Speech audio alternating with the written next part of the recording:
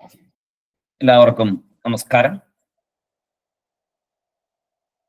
അപരോക്ഷ അനുഭൂതി നമുക്ക് തുടർന്ന് നോക്കാം. ശ്രീഹരിം പരമാനന്ദം ഉപദേഷ്ടാരമീശ്വരം വ്യാപകം സർവലോകാനാം കാരണം തം നമാമ്യഹം. കഴിഞ്ഞ ക്ലാസ്സിൽ നമ്മൾ 5 ശ്ലോകങ്ങൾ വരെ നോക്കി. ഇനി ഇന്ന് 6ാമത്തെ ശ്ലോകമാണ് നോക്കുന്നത്. സദൈവ വാസനാത്യാഗഃ ശമോയമിതി ശബ്ദിതഃ നിഗ്രഹോ ബാഹ്യവൃത്തീനാം ദമ ഇത്യഭിധീയതേ. സദൈവ വാസനാത്യാഗഃ ശമോയമിതി ശബ്ദിതഃ നിഗ്രഹോ ബാഹ്യവൃത്തീനാം ദമ ഇത്യഭിധീയതേ. ഇവിടെ ശമദമാദികളെ കുറിച്ചാണ് ഇന്ന് ആചാര്യസ്വാമി നമുക്ക് പറഞ്ഞു തരുന്നത്. അപ്പൊ ആദ്യം അപരോക്ഷ അനുഭൂതി എന്നുള്ള ആ വലിയ ആത്മജ്ഞാനത്തെ കുറിച്ച് അറിയുവാനുള്ള അർഹത നേടുന്ന കാര്യങ്ങളെ കുറിച്ചാണ് പറഞ്ഞിരിക്കുന്നത്. ആ അർഹതയില് പ്രധാനപ്പെട്ട കാര്യമാണ് നേരത്തെ പറഞ്ഞു വൈരാഗ്യം, വിവേകം, അങ്ങനെ വന്നുകൊണ്ടിരിക്കുന്നു ഓരോന്നായിട്ട്. അതിൽ ശമദമാദികൾ വളരെ പ്രധാനപ്പെട്ടതാണ്. ശമദമാദികൾ ഇന്ന് ശമദമാദികളെ കുറിച്ചാണ് ആചാര്യസ്വാമി ഈ 6ാമത്തെ ശ്ലോകത്തിൽ കൂടി പറഞ്ഞു തരുന്നത്. ശമം എന്ന സാധനയെ പറയുന്നു. ശമം എന്ന സാധനയെയാണ് ആചാര്യസ്വാമി ഇവിടെ പറയുന്നത്. ശമഃ എന്ന് പറഞ്ഞാൽ മനോനിയന്ത്രണം, മനസ്സിനെ ശാന്തമായി വെക്കുക, മനഃശാന്തി. അത് തന്നെയാണ് ശമം, മനോനിയന്ത്രണം. അപ്പോ അതിനെ പറയുന്നത് നിഷിദ്ധ ചിന്താ തിരസ്കാരഃ ശമഃ. നിഷിദ്ധ ചിന്താ തിരസ്കാരഃ ശമഃ എന്ന് പറയും. ഇവിടെ തിരസ്കാരം എന്ന് പറയുമ്പോൾ അറസ്റ്റ് ചെയ്യുക, നിർത്തുക, സ്റ്റോപ്പ് ചെയ്യുക. തിരസ്കാരഃ അറസ്റ്റ് ചെയ്ത് നിർത്തുക എന്ന് പറയില്ലേ, അത് തന്നെ.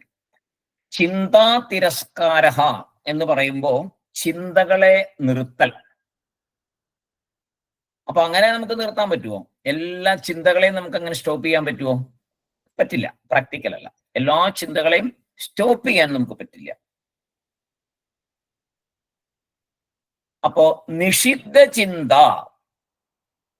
ശാസ്ത്രം ഏതാണോ ചിന്തിക്കരുത് എന്ന് പറയുന്നുവോ അതിനെ മാത്രം നിർത്തുക. മനസ്സ് തന്നിരിക്കുന്നത് തന്നെ ചിന്തിക്കാൻ വേണ്ടിയിട്ടാണ്. മനസ്സുണ്ടായിരിക്കുന്നത് ആ സൃഷ്ടിയില് മനസ്സ് എന്ന സൂക്ഷ്മ ശരീരത്തിന്റെ ഭാഗമായ മനസ്സ് ചിന്തയ്ക്ക് വേണ്ടിയിട്ടാണ്. വൃത്തികൾ എന്ന് പറയും. വൃത്തി ചിന്തയ്ക്ക് വേണ്ടിയിട്ടാണ് അത് ഉണ്ടായിരിക്കുന്നത് തന്നെ, ചിന്തിക്കാൻ വേണ്ടിയിട്ടാണ്. ഇപ്പൊ വിവേകം ഉപയോഗിക്കുന്നത് മനസ്സിലൂടെയാണല്ലോ. ചിന്തിച്ചല്ലേ വിവേകത്തെ നമ്മൾ ഉപയോഗിക്കുന്നത്. വിവേകം പ്രാക്ടിക്കലി കൊണ്ടുവരണമെങ്കിൽ ചിന്തിച്ച് വേണം കൊണ്ടുവരാൻ. അപ്പൊ ചിന്തിക്കാൻ മനസ്സില്ലാതെ പറ്റില്ല, മനസ്സ് ഇല്ലാതാക്കാനും പറ്റില്ല. അപ്പോ മനസ്സിൽ ഉണ്ടാകുന്ന നിഷിദ്ധ ചിന്തകളെ അറസ്റ്റ് ചെയ്യുക, നിർത്തുക. അതാണ് ശമം കൊണ്ട് ഉദ്ദേശിക്കുന്നത്. എല്ലാ ചിന്തകളെയും നമുക്ക് അങ്ങനെ നിർത്താൻ പറ്റില്ല. അപ്പോ എന്താ ചെയ്യുക? മോശം ചിന്തകളെ ഒഴിവാക്കുക, അധാർമികമായ ചിന്തകളെ ഒഴിവാക്കുക, ധർമ്മപരമായിട്ടുള്ള ചിന്തകളെ മാത്രം സ്വീകരിക്കുക, മറ്റേതിനെ നിർത്തുക, ഒഴിവാക്കുക. ഇപ്പോ നമ്മുടെ ഒരു വലിയൊരു സത്യമുള്ളത് എന്താണെന്ന് വെച്ച് കഴിഞ്ഞാൽ, നമ്മുടെ ഹ്യൂമൻ റിലേഷൻഷിപ്പ്, അങ്ങോട്ടും ഇങ്ങോട്ടും എല്ലാ മനുഷ്യരും തമ്മിലുള്ള റിലേഷൻഷിപ്പ് എവിടെയാണെങ്കിലും അത് നിലനിൽക്കുന്നത് ശരിക്കും ആക്ച്വലി നമ്മൾ ചിന്തിച്ചു കഴിഞ്ഞാൽ അറിയാം, നമ്മുടെ മനസ്സ് മറ്റൊരാൾ അറിയാത്തത് കൊണ്ടാണ്. ഒരാൾക്കും മറ്റൊരാളുടെ മനസ്സ് അറിയാൻ പറ്റാത്തത് കൊണ്ട് തന്നെയാണ് ഈ റിലേഷൻഷിപ്പ് ഇങ്ങനെ നന്നായിട്ട് തുടർന്നു പോകുന്നത്. കാരണം മനസ്സിൽ എല്ലാ ചിന്തകളും വരും, നല്ല ചിന്തകളും വരും, മോശം ചിന്തകളൊക്കെ വരും. ഇപ്പൊ നമ്മുടെ ഏറ്റവും അടുത്ത സുഹൃത്ത് അല്ലെങ്കിൽ ഭാര്യ അല്ലെങ്കിൽ ഭർത്താവ് അല്ലെങ്കിൽ കുട്ടികൾ, ഇവരെ കുറിച്ചൊക്കെ നമ്മൾ ചിന്തിക്കും. സത്യത്തില് പല ചിന്തകളും അതില് ആ ചിന്തകളെ അവരറിഞ്ഞാൽ ഈ റിലേഷൻഷിപ്പ് തകരുന്ന രീതിയിലുള്ള ചിന്തകൾ ധാരാളം ഉണ്ടാകാം. നമുക്ക് ഓരോരുത്തർക്കും അനലൈസ് ചെയ്താൽ നോക്കിയറിയാം. നമ്മുടെ എല്ലാവരുടെ മനസ്സിൽ അങ്ങനെയൊക്കെ ഉണ്ടായി കാണും, ഉറപ്പാണ്. അപ്പോൾ ഒരാളുടെ മനസ്സ് കറക്റ്റായിട്ട് മറ്റേ ആൾക്ക് മനസ്സിലാകാത്തത് കൊണ്ടാണ് ഈ റിലേഷൻഷിപ്പ് പോകുന്നത്. കാരണം അങ്ങനെ മോശമായ ചിന്തകൾ വന്നാലും അത് വിവേകപരമായിട്ട് ചിന്തിച്ച് അതിനെ മാറ്റിയിട്ട് നല്ല ചിന്തകളെ മാത്രം മുന്നോട്ട് സ്വീകരിച്ചുകൊണ്ട് നമ്മൾ ഈ റിലേഷൻഷിപ്പിനെ മെയിൻറ്റെയിൻ ചെയ്യാൻ ചെയ്യുന്നത് എല്ലാവരും അങ്ങോട്ടും ഇങ്ങോട്ടും. അപ്പൊ ഈശ്വരൻ തന്നിരിക്കുന്ന വലിയൊരു അനുഗ്രഹമാണ് ഒരാളുടെ മനസ്സ് കറക്റ്റായിട്ട് ഫുള്ളായിട്ട് മറ്റേ ആൾക്ക് വായിക്കാൻ പറ്റാതിരിക്കുന്നത്. അത് വലിയൊരു അനുഗ്രഹമാണ്. അപ്പൊ നമുക്ക് എന്ത് വേണമെങ്കിൽ സൂക്ഷിക്കാം. എവിടെയാണ് നമ്മൾ സൂക്ഷിക്കുന്നത്? നമ്മളെല്ലാം സൂക്ഷിക്കുന്നത് എവിടെയാണ്? നമ്മുടെ മനസ്സിലാണ്. നമ്മൾ പറയുമല്ലോ അല്ലേ, പറയാറുണ്ട് ജീവിതത്തിൽ പലപ്പോഴും, എൻ്റെ മനസ്സിൽ ഞാനത് സൂക്ഷിച്ചു വെച്ചിട്ടുണ്ട്. അന്ന് ഉണ്ടായ ഒരു എനിക്ക് തന്നൊരു സഹായം ഉണ്ടല്ലോ, അത് ഞാൻ സൂക്ഷിച്ചു വെച്ചിട്ടുണ്ട്, മനസ്സിൽ അതൊരിക്കലും ആയില്ല. ഇങ്ങനെയൊക്കെ നമ്മൾ പറയാറുണ്ട്.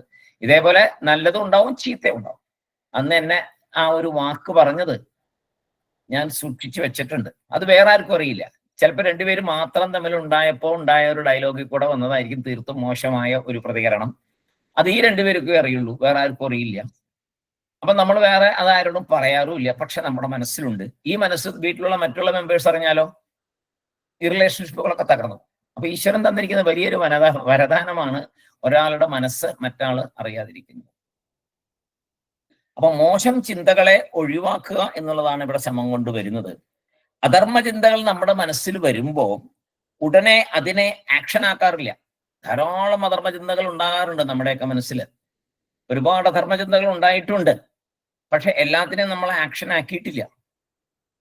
ഇപ്പോഴും നമ്മൾ ആക്ഷൻ ആക്കാറില്ല. ചിലപ്പോൾ ദേഷ്യം വരാറുണ്ട്, ചില സമയങ്ങളിൽ വല്ലാത്ത രീതിയിൽ പ്രതികരിക്കണം എന്നൊക്കെ തോന്നാറുണ്ട്. പക്ഷെ ഇപ്പോൾ ഇങ്ങനെ ആത്മീയ പാതയിലൊക്കെ വരുന്നത് കൊണ്ട് മുന്നോട്ട് വന്നുകൊണ്ടിരിക്കുമ്പോൾ പല സ്ഥലത്തും വിവേകത്തെ നന്നായിട്ട് നമ്മൾ അപ്ലൈ ചെയ്യും. അതിനാണല്ലോ ഇതൊക്കെ പഠിക്കുന്നത്.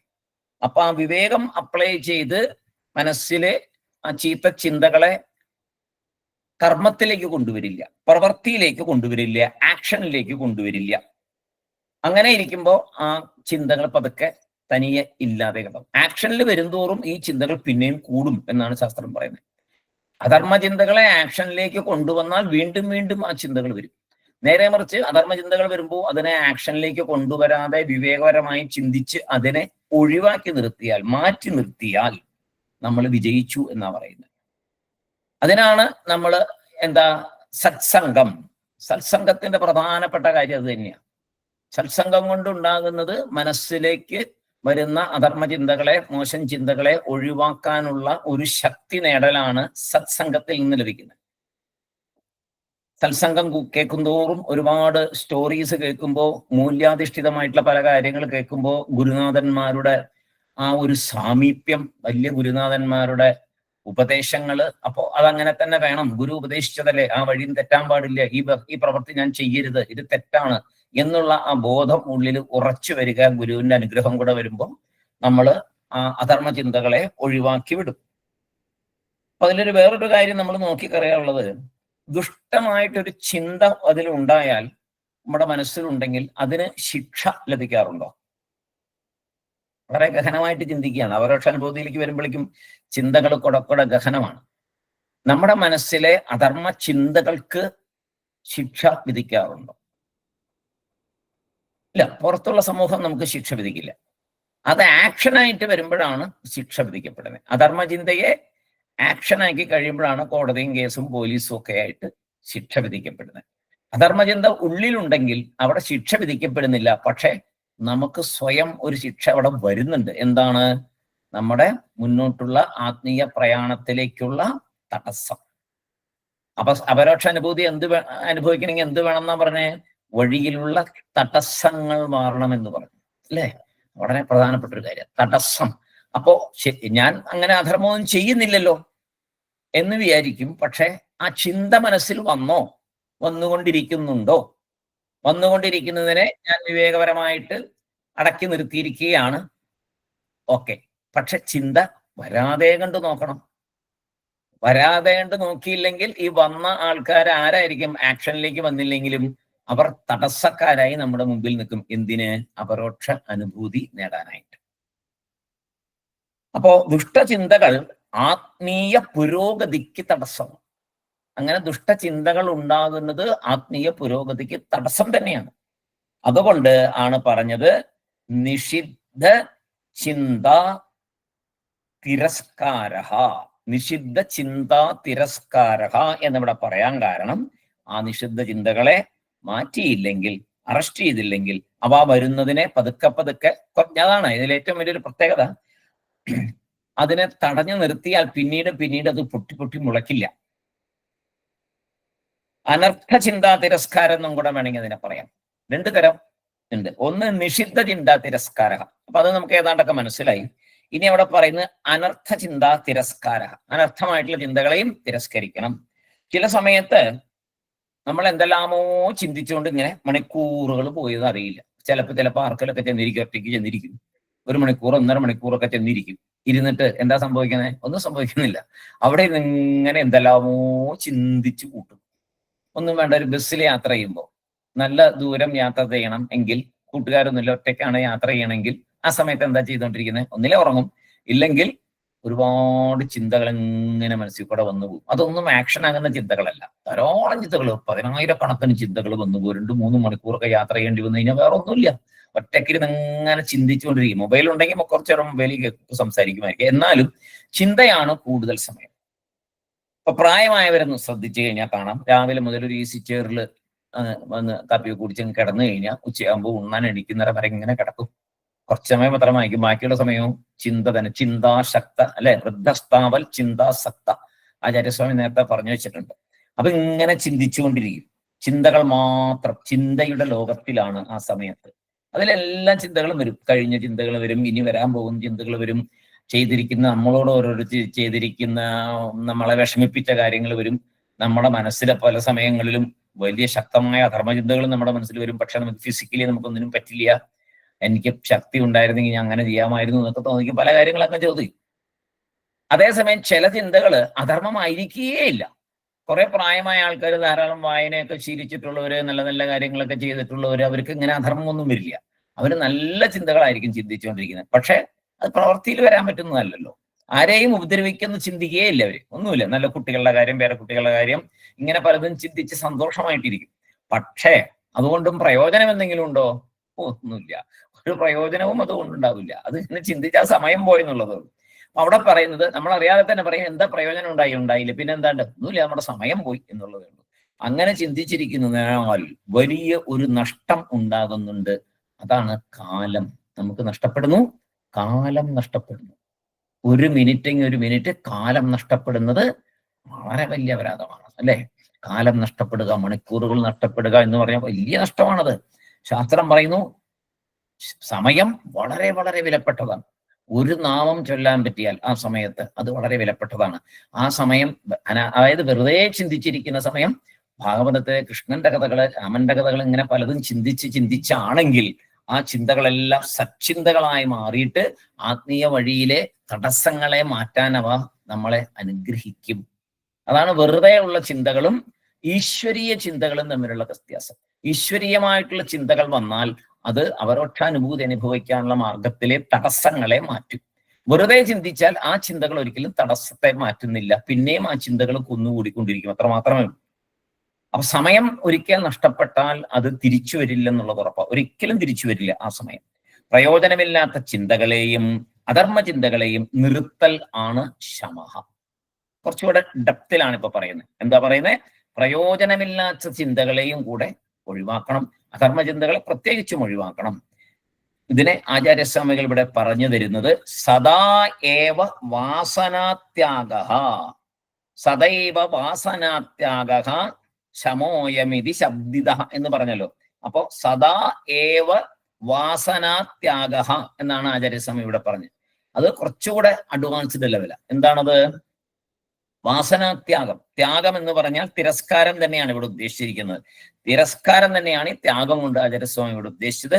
വാസന എന്ന് പറഞ്ഞാൽ ഉള്ളിലുള്ള പഴയ സംസാരങ്ങളാൽ തോന്നുന്ന ചിന്തകൾ, മുജ്ജന്മ സംസാരങ്ങളാൽ തോന്നുന്ന ചിന്തകളാണ് വാസന. എല്ലാവർക്കും വെവ്വേറെ ടേസ്റ്റും വാസനകളുമാണ്. എല്ലാവർക്കും പ്രത്യേകം ഗുണങ്ങളാണ്. എല്ലാവരും ഒരുപോലെയല്ല, എല്ലാം ഡിഫറൻ്റ് ആണ് ലോകത്തിൽ. ഇതാണ് കാരണം. കാരണം ഈ ജന്മം എടുക്കുമ്പോൾ തന്നെ പഴയ ജന്മങ്ങളിലെ സംസ്കാരമാണ് നമ്മുടെ കൂടെ വരിക. അതനുസരിച്ചായിരിക്കും നമ്മുടെ ഈ ജന്മത്തിലെ പ്രവൃത്തികളെല്ലാം. 4 കുട്ടികൾ ഒരു വീട്ടിലുണ്ടായാൽ 4 കുട്ടികളും 4 രീതിയിൽ പെരുമാറുന്നത് അതുകൊണ്ടാണ്.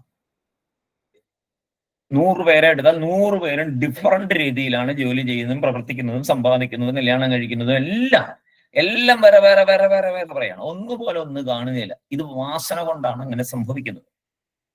അത് വലിയൊരു ഫാക്ടറാണ്. എന്നാൽ കാരണ ശരീരം അവിടെയാണ് രൂപീകരിക്കപ്പെടുന്നത്. നമ്മൾ നേരത്തെ പഠിച്ചതാണ് സ്ഥൂലം, സൂക്ഷ്മം, കാരണം. ആ കാരണമാണ് ഈ വാസന.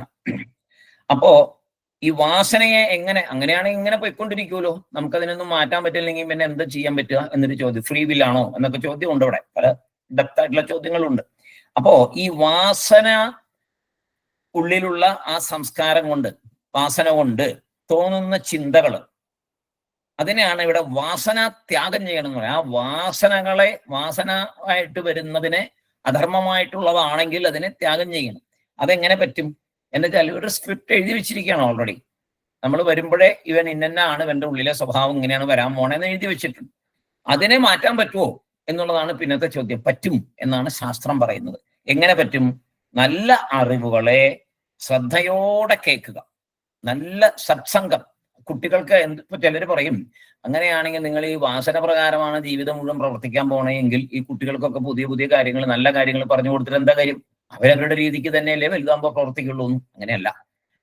അവരുടെ ഉള്ളില് ഏതാണോ വാസന അതനുസരിച്ചുള്ള പ്രവർത്തനത്തിനുള്ള തോന്നൽ അവരുടെ ഉള്ളിലുണ്ടാവും. ചിന്തകൾ അവിടെ ഉടലെടുക്കും, മോശമായ ചിന്തകൾ ഉടലെടുക്കും. ഇപ്പോ ഉള്ളിൽ ചെറിയൊരു കക്കുന്ന വാസനയുള്ള ഒരു കൊച്ചുണ്ടെങ്കിൽ ആ കുട്ടിക്ക് സ്കൂളിൽ പോകുമ്പോൾ തൊട്ടടുത്തിരിക്കുന്ന കൊച്ചിന്റെ കയ്യിൽ എന്തെങ്കിലും വിലപ്പെട്ടത് കാണുമ്പോൾ അതിനെ അപഹരിക്കണം എന്നൊരു തോന്നൽ മനസ്സിലുണ്ടാവും. പക്ഷേ അതേസമയം ആ കുട്ടിക്ക് നല്ല സ്റ്റോറീസ് ഒക്കെ പറഞ്ഞു കൊടുത്തു ഇങ്ങനെ കക്കുന്നത് ശരിയല്ലെന്നും കക്ക ആൾക്കാർക്കുണ്ടായ ദുരനുഭവങ്ങളും അവരുടെ ജീവിതത്തിൽ ഉണ്ടായ പരാജയങ്ങളും ഇങ്ങനത്തെ കാര്യങ്ങളൊക്കെ പറഞ്ഞ് പല പല കഥകൾ ആ കുട്ടികൾ കേട്ടിട്ടുണ്ടെങ്കിൽ ഈ ഉള്ളില് ഒരു ആഗ്രഹം കൊണ്ട് മനസ്സിലെ വാസനാബലമായിട്ട് അതെടുക്കണം എന്ന് തോന്നുമ്പോൾ ഈ സത്സംഗത്തിൽ കൂടി മൂല്യ അധിഷ്ഠിത വിദ്യാഭ്യാസത്തെ കൂടി കിട്ടിയിട്ടുള്ള അറിവ് കൊണ്ട് അത് പ്രാവർത്തികമാക്കില്ല. അത് ജസ്റ്റ് മനസ്സിൽ വന്നങ്ങ് പോവും, മനസ്സിൽ വന്നങ്ങ് നശിച്ചു പോവും. അവിടെയാണ് അതിന്റെ ഈ മൂല്യാധിഷ്ഠിത വിദ്യാഭ്യാസത്തിന്റെ പ്രത്യേകത. എന്തുകൊണ്ടാണ് കുഞ്ഞുങ്ങൾക്ക് പറഞ്ഞു കൊടുക്കണം എന്ന് പറയണേ? അതിന്റെ കാര്യം ഇതാണ്. ധാരാളം പറഞ്ഞു കൊടുക്കണം, ധാരാളം നല്ല കഥകൾ പറഞ്ഞു കൊടുക്കണം. പണ്ട് അങ്ങനെ ആയിരുന്നല്ലോ. അങ്ങനെ വരുമ്പോൾ ഏതൊരു മനുഷ്യന്റെ വീട്ടിൽ 4 കുട്ടികളുണ്ടെങ്കിൽ ആ 4 കുട്ടികൾക്കും നല്ല കഥകൾ മനസ്സിൽ കേൾക്കുമ്പോൾ അവരുടെ ഉള്ളിൽ സദ്ഗുണങ്ങൾ വളരാൻ തുടങ്ങും. സദ്ഗുണങ്ങൾ വളരുമ്പോൾ പൂർവജന്മമായിട്ട് വന്നിരിക്കുന്ന വാസനയിൽ ഉണ്ടാകുന്ന ദുഷ്ടചിന്തകള്, അധർമ്മചിന്തകള് പതുക്കെ അപ്രത്യക്ഷമാവും. അവർക്ക് പ്രവർത്തിക്കാൻ പറ്റത്തില്ല, അത് ആക്ഷനേ വരില്ല. കുഴപ്പം പറ്റുന്ന എവിടെയാ? ഒരു വലുതായി കഴിയുമ്പോൾ ഈ ഇങ്ങനെയൊന്നും ഒരു വിദ്യാഭ്യാസം കിട്ടാത്ത കുട്ടികൾക്ക്, നല്ല മൂല്യാധിഷ്ഠിത വിദ്യാഭ്യാസം കിട്ടാത്ത കുട്ടികൾക്ക് വെറും സാധാരണ വിദ്യാഭ്യാസം മാത്രം കിട്ടി അവർ മുന്നോട്ട് വരുമ്പോൾ അവരുടെ കയ്യിൽ കിട്ടുന്ന സമ്പാദ്യം അവർക്ക് നല്ല വഴിക്ക് ഉപയോഗിക്കാൻ തോന്നില്ല. അപ്പോഴാണ് പലപ്പോഴും ദുർമാർഗത്തിലേക്ക് പോകുന്ന, പലരെ ഉപദ്രവിക്കാനായിട്ടും കയ്യിൽ കാശ് വരുമ്പോൾ അഹങ്കാരം ഉണ്ടാവുകയും മറ്റുള്ളവരെ വീണ്ടും ഉപദ്രവിക്കുകയും എൻ്റെ കയ്യിലുള്ള പൈസ വീണ്ടും കൂടണമെന്ന് കൂട്ടി വെക്കണമെന്ന് തോന്നുകയും അതിനുവേണ്ടി എന്ത് ഹീനപ്രവൃത്തി ചെയ്യാൻ മടിക്കാതിരിക്കുകയും ഇങ്ങനെയൊക്കെ ചെയ്യുന്ന അധർമ്മ പ്രവൃത്തികൾ ചെയ്യുമ്പോൾ വീണ്ടും അധർമ്മയായിട്ട് മാറുക. വീണ്ടും പാപം വരുത്തി വെക്കുമ്പോൾ പാപം കൂടി വരുമ്പോൾ അടുത്ത ജന്മത്തിലേക്ക് ഇത് വാസനയായിട്ട് വീണ്ടും അവിടെ വരും. അതിങ്ങനെ പോയിക്കൊണ്ടിരിക്കും. അപ്പോൾ അതിന് ആ ചെയിൻ കട്ടിയലാണ് കുഞ്ഞുങ്ങൾക്ക് നല്ല രീതിയിലുള്ള മൂല്യാധിഷ്ഠിതമായ കാര്യങ്ങൾ പറഞ്ഞു കൊടുക്കുമ്പോൾ ഈ ചെയിൻ ബ്രേക്ക് എന്ന് പറയില്ല, ഇതാണ് നമ്മൾ ചെയ്യുന്നത്. അത് ചെയ്താലേ സമൂഹം നന്നാവുള്ളൂ. അല്ലെങ്കിൽ ഒരിക്കലും സമൂഹം നന്നാകാൻ പോകുന്നില്ല. സമൂഹം നന്നാവണമെങ്കിൽ കുട്ടികൾക്ക് അത് പറഞ്ഞു കൊടുത്ത് അവരുടെ ഉള്ളിലുള്ള അവരുടെ വാസനകൾ, ഏതെങ്കിലും കുട്ടികൾക്ക് അങ്ങനെയുള്ള വാസനകൾ ഉണ്ടെങ്കിൽ അതിനെ നശിപ്പിക്കുക. നമുക്ക് അറിയാൻ പറ്റത്തില്ലല്ലോ ആരുടെ ഉള്ളിൽ എന്തായിരിക്കണമെന്ന് അറിയാൻ പറ്റില്ല. കാരണം ഒരു വയസ്സ് വരെ ഈ കുട്ടികൾക്കൊന്നും എക്സ്പ്രസ് ചെയ്യത്തില്ല. വളരെ ചുരുക്കം ഒരുപാട് ശക്തമായിട്ടുള്ള വാസനയുള്ളവർ മാത്രമേ അത് പ്രകടിപ്പിക്കുള്ളൂ, അല്ലാത്തവര് അത് പ്രകടമാക്കില്ല. പിന്നെ കുറെ കൂടെ കഴിഞ്ഞൊരു 10-18 വയസ്സാകുമ്പോഴാണ് അത് പ്രകടമാകുന്നത്. ആ പ്രകടമാകാവുന്ന സമയം വരുമ്പോഴത്തേക്കും 10-12-15 വയസ്സ് വരെ നല്ല കാര്യങ്ങൾ കേട്ട് ആ ഒരു സത്സംഗത്തിന്റെ ഗുണമെല്ലാം കിട്ടി, നല്ല ഗുരുനാഥന്റെ അനുഗ്രഹവും ഈശ്വരന്റെ അനുഗ്രഹവും ഒക്കെ കിട്ടി അവരെ ആ രീതി വളർത്തി കൊണ്ടുവന്നാൽ അവിടെ വരുമ്പോൾ ഇത് തല പൊക്കുമ്പോഴേ വിവേകം കൊണ്ട് അതിനെ മാറ്റും. അതിനാണ് ശമം. അത് തന്നെ ശമം എന്ന് പറഞ്ഞാൽ ഇത്രയും കാര്യങ്ങളുണ്ട് ശമത്തിൽ. ചുമ്മാ നമ്മൾ മനസ്സിൽ ചിന്ത വരാതിരിക്കാന്ന് വിചാരിച്ച പോരാ, അങ്ങനെയൊന്നുമല്ല. അപ്പൊ കുഞ്ഞായിരിക്കുമ്പോൾ തെളിഞ്ഞ മനസ്സിൽ നമ്മൾ പറയുന്ന വാക്കുകൾ ശ്രദ്ധയോടെ അകത്തോട്ട് പോകും. തെളിഞ്ഞ മനസ്സാണ് കുഞ്ഞായിരിക്കുമ്പോൾ. ഈ വാസനകൾ പ്രവർത്തിച്ച് തുടങ്ങിയിട്ടില്ല, അവ പൊന്തി വന്നു തുടങ്ങിയിട്ടില്ല. അവിടെ ഉണ്ട്, പക്ഷെ അവ വന്നു തുടങ്ങിയിട്ടില്ല. ആ സമയത്ത് പറയുന്ന വാക്കുകൾ നല്ല ശ്രദ്ധയോടെ അവരുടെ ഉള്ളിൽ പതിയും. ഇപ്പൊ നമ്മൾ ഒരു ക്ലാസ്സിൽ ചെന്നിരിക്കുന്നത് ഒരു കുഞ്ഞൊരു ക്ലാസ്സിൽ ചെന്നിരിക്കുന്നതും തമ്മിലുള്ള വ്യത്യാസം പുറത്തിറങ്ങി കഴിഞ്ഞാൽ കുഞ്ഞിനോട് ചോദിച്ചാൽ ആ കഥ, അപ്പൊ എനിക്കറിയാം എത്രയോ അനുഭവം ഉണ്ട്. നമ്മുടെ സ്വാമിമഠത്തിലെ പലരും പറഞ്ഞിട്ടുണ്ട്. അവിടെ പറഞ്ഞ കഥകൾ കുട്ടികൾ വീട്ടിൽ വന്ന് അതേപടി അമ്മയോട് പറഞ്ഞു കൊടുക്കുന്നതായിട്ട് കുറെ അമ്മകൾ പറഞ്ഞിട്ടുണ്ട്. വൈഫ് ബാലവികാസം എടുക്കുമ്പോൾ ബാലവികാസത്തിലുള്ള കഥകൾ അതേമാതിരി കുട്ടികൾ അമ്മമാരോട് വ്യക്തമായിട്ട് ആ കഥ ഭംഗിയായിട്ട് അമ്മമാരോട് പറഞ്ഞു കൊടുക്കുന്നുണ്ട്. നമ്മൾ എത്ര കഥകൾ കേട്ടിട്ടുണ്ട്. ഇപ്പൊ നമുക്ക് ഏതെങ്കിലും കഥ, നമ്മൾ കുറെ കാലമായാലും ഇത് കേൾക്കാൻ തുടങ്ങിയിട്ട്, ഏതെങ്കിലും ഒരു കഥ പുള്ളി തെറ്റാതെ ഭംഗിയായിട്ട് നമുക്കിപ്പോ പറയാൻ പറ്റുമോ? പറ്റില്ല. കുട്ടികൾ പറയും. ആ തെളിഞ്ഞ മനസ്സിൽ ഇത് അതുമാതിരി ശ്രദ്ധയോടെ അകത്തേക്ക് പതിയും. അപ്പോ ആ സമയത്ത് അത് കൊടുക്കണം. എന്നിട്ട് എന്തുണ്ടാവും? അത് തന്നെ വാസനയാവും അവരുടെ ഉള്ളിൽ. നല്ല വാസനകൾ അവരുടെ ഉള്ളിൽ കയറും. നല്ല സദ്ഗുണങ്ങൾ, സത്യം പറയണം എന്ന് കുറെ കഥകൾ പറയുമ്പോൾ സത്യം പറയുക എന്ന വാസന അകത്ത് കയറും. അതേമാതിരി ആരെയും ഉപദ്രവിക്കരുത്, എല്ലാവരെയും സ്നേഹിക്കണം, ഇങ്ങനെ പറയുമ്പോൾ ഈ വാസനകൾ, നല്ല വാസനകൾ അവിടെ കയറ്റിവിടാം. നല്ല വാസനകൾ കയറുമ്പോൾ പഴയ ജന്മത്തിലെ മോശമായിട്ടുള്ള വാസനകൾ മെല്ലെ മെല്ലെ തലപൊക്കാൻ പറ്റാതെ ഉണ്ടാവും. അവർക്ക് തലപൊക്കുമ്പോഴേക്കും വിവേകം പ്രവർത്തിക്കും, അയ്യോ അങ്ങനെയല്ല എന്ന് പറയും.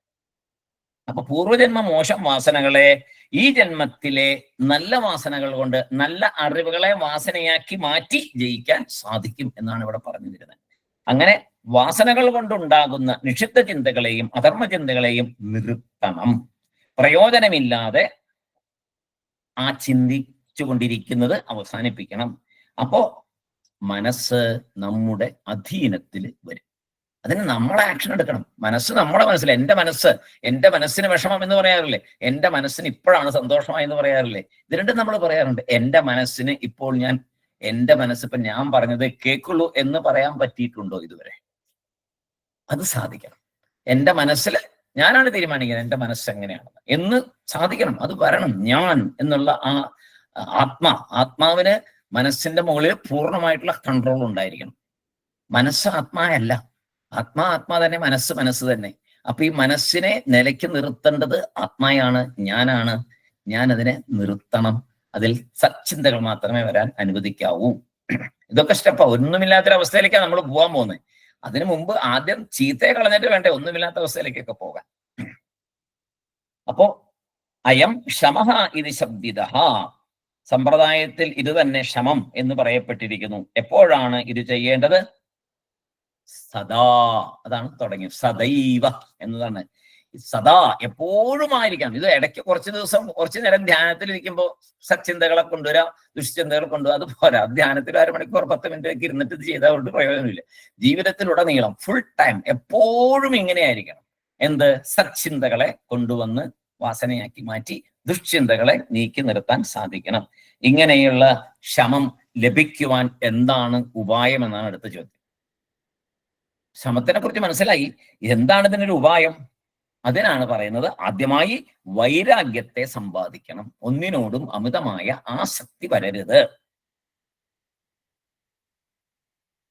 എല്ലാം ചേർത്ത് വെക്കണം ഒരു തോന്നൽ വരരുത്. പണം ചേർത്ത് വെക്കണം, സൗഭാഗ്യങ്ങൾ ചേർത്ത് വെക്കണം, സുഖം ചേർത്ത് വെക്കണം, ഇങ്ങനെ തോന്നരുത്. ഒരു നല്ല ഗുണം ഉണ്ടായാൽ അത് ഇനിയും നല്ല ഗുണങ്ങൾ ഉണ്ടാക്കും.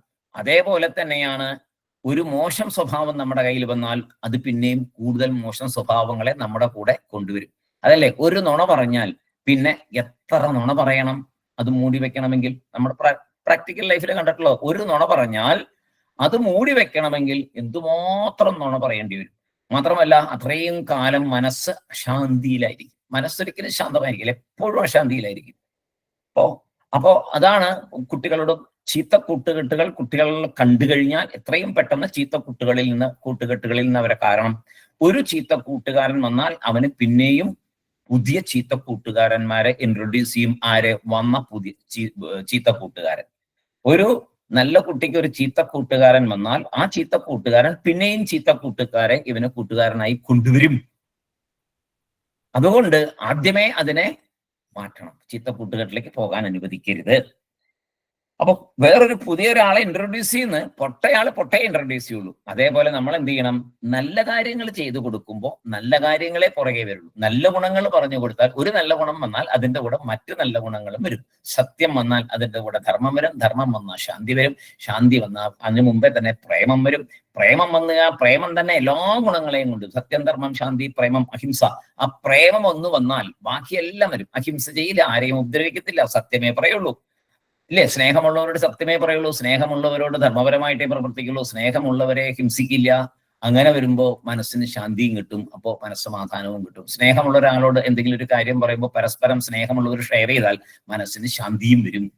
അപ്പോ അങ്ങനെയാണ് ഒരു ഗുണം നമ്മൾ ഉറപ്പിച്ചാൽ മറ്റു ഗുണങ്ങൾ നമ്മുടെ കൂടെ വരും എന്നുള്ളത് ഉറപ്പാണ്. അപ്പോ എന്താണ് ഇവിടെ പറയുന്നത്? നല്ല ഗുണങ്ങളെ വളർത്തണം.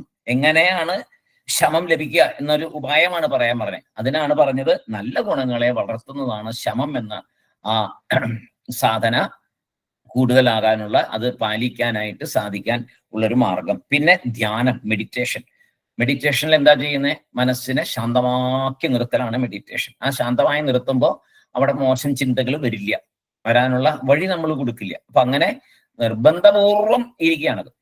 അത് ശരിക്കും പറഞ്ഞാൽ ഒരു നിർബന്ധപൂർവമുള്ള ഒരു നമ്മൾ ഇരുന്ന് സമ്മതിക്കാതിരിക്കുകയാണ് ദുഷ്ടചിന്തകളെ വരിക. അപ്പൊ സ്വല്പം നമുക്കൊരു സ്വല്പം പ്രഷർ ഉണ്ട് അതിനകത്ത് അങ്ങനെ ചിന്തിക്കുന്നതിന്. ചുമ്മാ അങ്ങനെ ഇരുന്നാൽ പറ്റില്ല. മനസ്സിനെ ചിന്തിക്കുന്നത്, മനസ്സിനെ നിർത്തുന്നത് എളുപ്പമല്ല. അപ്പോ ആ സമയത്ത് ധ്യാനത്തിലിരിക്കുക എന്ന് പറഞ്ഞ് ആ സമയത്താണ് ഏറ്റവും കൂടുതൽ മനസ്സ് വർക്ക് ചെയ്യുക. ആ സമയത്ത് ദുഷ്ചിന്തകളെ ഒഴിവാക്കി, ആവശ്യമില്ലാത്ത ചിന്തകളെയും ഒഴിവാക്കി ആവശ്യമുള്ള ചിന്ത മാത്രമാക്കി മാറ്റുന്ന എളുപ്പമല്ല. പക്ഷെ അങ്ങനെ ചെയ്താൽ ശമം വളരും. അപ്പോ നദിയുടെ ഒഴുക്കിനെ പ്രയോജനപ്പെടുത്തുന്ന പോലെ വേണം മനസ്സിന്റെ ഒഴുക്കിനെ പ്രയോജനപ്പെടുത്താൻ എന്ന് പറയും. നദിയുടെ ഒഴുക്കിനെ എങ്ങനെയാ പ്രയോജനപ്പെടുത്തുക?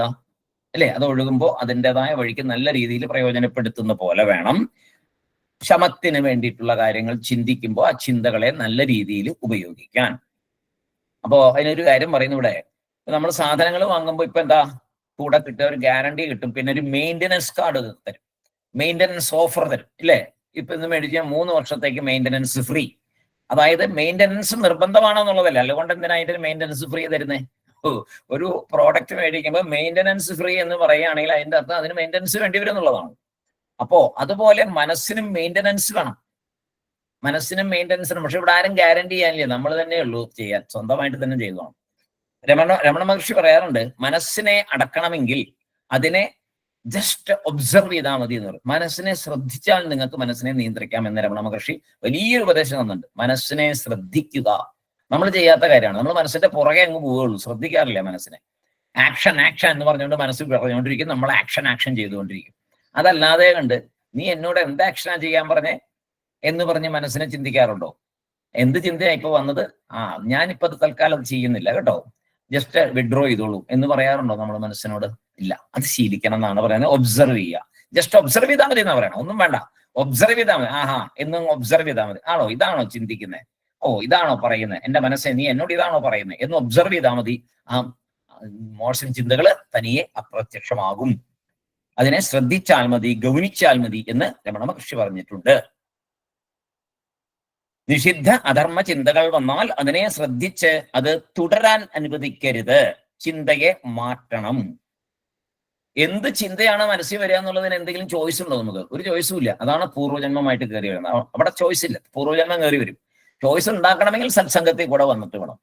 പക്ഷെ എന്ത് ചിന്തയും മനസ്സിൽ ഏത് സമയവും എപ്പോ വേണമെങ്കിലും വരാം. അപ്പോ ചിന്തയെ വരുന്ന സ്പീഡിൽ തന്നെ തിരിച്ചുവിടണം. പ്രയോജനമില്ലാത്ത അധർമ്മമായ ചിന്തകളെ വന്ന സ്പീഡിൽ തന്നെ തിരിച്ചുവിട്ടേക്കണം.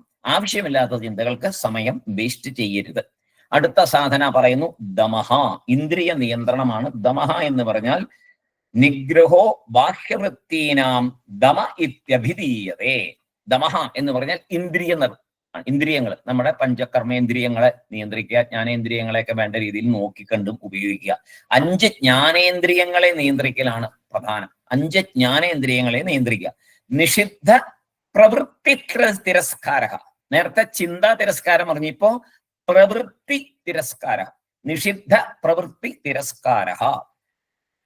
ശാസ്ത്രം ചെയ്യാൻ പാടില്ലാത്ത കാര്യങ്ങൾ എന്താണെന്ന് വേദത്തിൽ ഭംഗിയായിട്ട് പറഞ്ഞിട്ടുണ്ട്. ഇന്ന കാര്യങ്ങളൊന്നും ചെയ്യരുത് എന്ന്.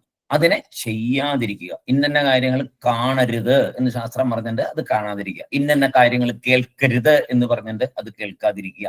ഇന്ന കാര്യങ്ങൾ രുചിക്കരുത് എന്ന് പറഞ്ഞിട്ട് അത് പ്രവർത്തിക്കുക. അപ്പൊ നമ്മളിവിടെ സാധാരണ രുചിയുടെ കാര്യത്തിൽ പറയുമ്പോൾ നമ്മൾ ഒരു കാര്യം മാത്രമേ രുചിക്കാതിരിക്കത്തുള്ളൂ. എന്താ വെച്ചാൽ ഇപ്പോ സൈനൈഡ് രുചിച്ചാൽ അപ്പം മരിക്കും. ആരെങ്കിലും സൈനൈഡ് രുചിച്ച് രുചി പറയുമോ? പറയില്ല. അപ്പൊ ജീവൻ നഷ്ടപ്പെടും എന്ന് പറയുന്ന ഒരു സംഭവം മാത്രമേ മനുഷ്യൻ ചെയ്യാതിരിക്കുള്ളൂ.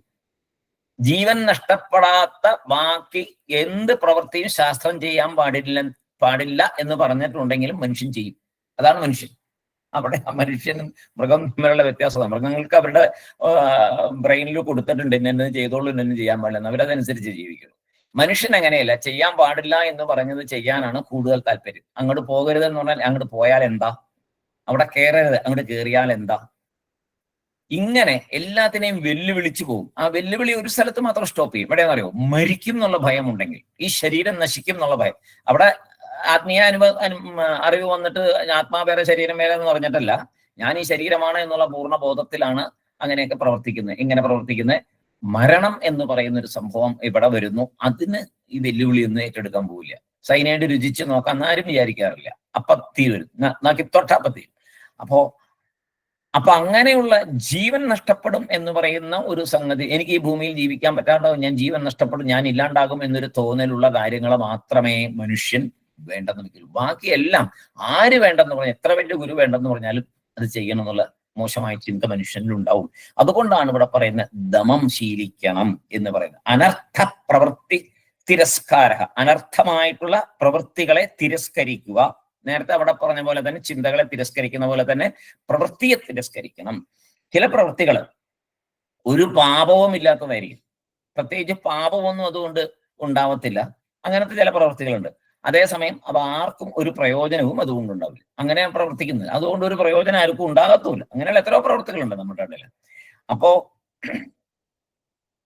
ദണ്ഡനം ദമഹ എന്ന് പറയും. അങ്ങനെ ഒരു വാക്ക് പ്രയോഗിക്കൂത്രേ ആചാര്യന്മാര്. ദണ്ഡനം ദമഹ, അതായത് ഇന്ദ്രിയങ്ങളെ ദണ്ഡിക്കൽ, അത് ദമമാണ്. ഇന്ദ്രിയങ്ങളെ ദണ്ഡിക്കൽ എന്ന് പറഞ്ഞാൽ എന്താ? അപ്പൊ ഒരു കുഞ്ഞിനോട് ഇന്നത് ചെയ്യാൻ പാടില്ല എന്ന് പറഞ്ഞു, ഇല്ല ഞാൻ ചെയ്യും എന്ന് പറഞ്ഞാൽ, എന്നാ ചെയ്താൽ 2 പൂശ കിട്ടും, അപ്പൊ നീ തനിയെ നിർത്തിക്കോളും എന്ന് പറയും.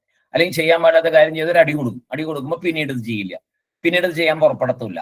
അപ്പോൾ അതിനെ ദണ്ഡിച്ച് മോശം പ്രവൃത്തികളിൽ നിന്ന് കുട്ടികളെ നമ്മൾ മാറ്റി നിർത്താറുണ്ട്. പിന്നെ ശിക്ഷകൾ എന്തിനാണ്? ദണ്ഡനമാണ്. ദണ്ഡനത്തിൽ കൂടി മനുഷ്യനെ വലിയ ആൾക്കാര് കുറ്റകൃത്യങ്ങൾ ചെയ്യുമ്പോൾ വീണ്ടും കുറ്റകൃത്യം ചെയ്യാതിരിക്കാനായിട്ടാണ് ദണ്ഡനം. ദണ്ഡനത്തിൽ കൂടി ആ പ്രവൃത്തികളെ, മോശം പ്രവൃത്തികളെ, അധർമ്മ പ്രവൃത്തികളെ ദണ്ഡിച്ചു നിർത്തുന്ന ഒരു രീതിയുണ്ട്. ഇവിടെ നമ്മൾ സ്വയം ഇന്ദ്രിയങ്ങളെ ദണ്ഡിക്കണം. ഒന്നുമില്ല, അത് അനുവദിച്ചു കൊടുക്കാതിരിക്കുക, ദണ്ഡനം തന്നെയാണ്. ചോദിക്കുന്ന ഒരു കാര്യം കൊടുക്കാതിരുന്ന ദണ്ഡനമായല്ലോ. ഭയങ്കര സങ്കടമല്ലേ? ഒരു കാര്യം നമുക്ക് വലിയ ആഗ്രഹം ഉണ്ടായിരുന്നു, അത് മേടിക്കണം എന്ന് പറഞ്ഞിട്ട് പക്ഷെ മേടിക്കാൻ പറ്റില്ല, തരില്ല, അച്ഛൻ പറയാണ് തരത്തില്ല, മേടിക്കത്തില്ല.